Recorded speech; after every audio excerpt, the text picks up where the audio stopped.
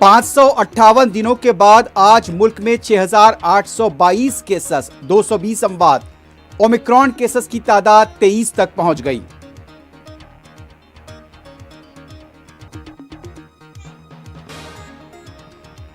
वजीर आजम नरेंद्र मोदी आज उत्तर प्रदेश के गोरखपुर का करेंगे दौरा। 9,600 करोड़ रुपए के तरक्याती कामों का होगा इफ्तिताह।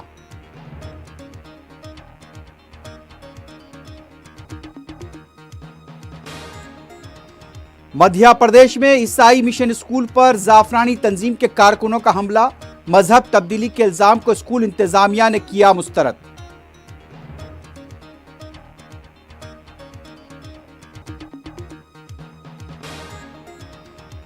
अमेरिका ने बीजिंग में आइंदा साल होने वाले सरमाई ओलंपिक्स के बाइकॉट का किया ऐलान।